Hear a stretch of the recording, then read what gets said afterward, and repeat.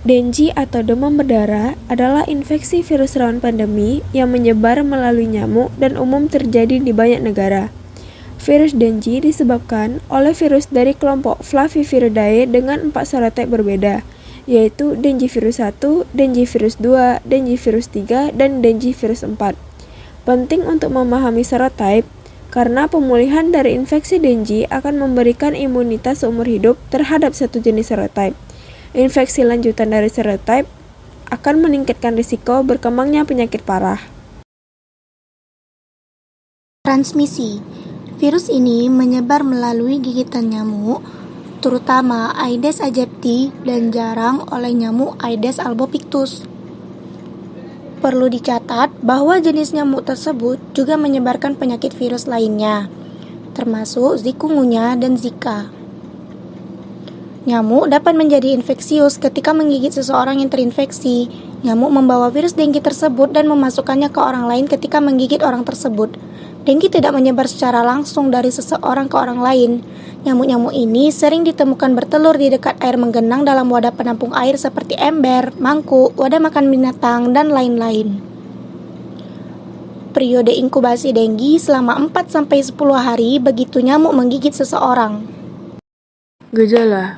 Dengue dapat menyebabkan berbagai gejala pada penderita mulai dari penyakit subklinis, yaitu penderita tidak menyadari adanya infeksi, hingga infeksi parah, yaitu penderita mengalami gejala mirip flu yang parah.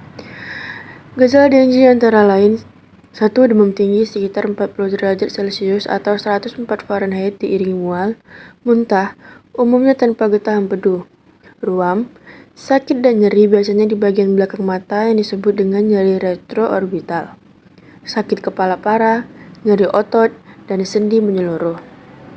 Dalam kasus ringan, penderita akan sembuh dalam sepekan, namun pada beberapa kasus, gejala dapat memburuk dan membahayakan nyawa penderita. Pembuluh darah terdampak sehingga dapat bocor, jumlah platelet pada darah menurun, dan meningkatkan kerentanan terjadinya pendarahan. Kondisi ini disebut dengue parah atau demam berdarah dengue. Berikut ciri-cirinya yaitu sakit perut yang parah, muntah terus-menerus, pendarahan dari hidung atau epistaksis, pendarahan pada gusi, pendarahan di bawah kulit yang tampaknya memar keunguan, merasa lelah dan gelisah, hematuria atau ada darah di urin, bercak darah pada tinja dan muntahan. Dan akhirnya, penderita dapat mengalami syok, demam, keringat dingin, takikardia, dan hipotensi. Faktor resiko. Tinggal atau berpergian ke wilayah tropis dapat meningkatkan resiko terpapar virus dengue. Wilayah beresiko tinggi termasuk Asia Tenggara, Kepulauan Pasifik Barat, Amerika Latin, dan Karibia. Infeksi virus dengue sebelumnya juga dapat menyebabkan penyakit parah berulang jika terinfeksi kembali, dengan kemungkinan besar berkembang menjadi demam berdarah dengue. Pemeriksaan rinci harus dilakukan jika penderita menunjukkan gejala dengue dan memiliki faktor risiko yang telah disebutkan. Infeksi dengue dapat dikonfirmasi dengan melakukan uji virologis yang mendeteksi keberadaan virus atau bagiannya, atau uji serologis yang mendeteksi senyawa yang dihasilkan tubuh selama infeksi. Contoh metode virologis antara lain 1. Isolasi virus. Darah penderita diambil untuk ditumbuhkan di dalam tubuh atau sel nyamuk. Setelah 2 pekan, adanya virus dalam darah hewan mengindikasi infeksi virus. 2. Reverse transcript test polymer chain reaction atau metode RT-PCR. Tujuan metode ini untuk memperbanyak RNA virus dengan menggunakan enzim selama beberapa siklus hingga dapat terdeteksi. Secara umum, uji tersebut sensitif, namun membutuhkan peralatan khusus serta pelatihan teknis dalam menjalankan uji yang mungkin tidak selalu tersedia di semua fasilitas medis.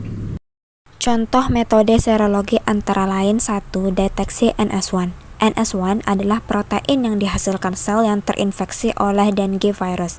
2. Enzim Leak Immunosorbent Assays atau ELISA bekerja mendeteksi antibodi yang dihasilkan tubuh untuk melawan virus.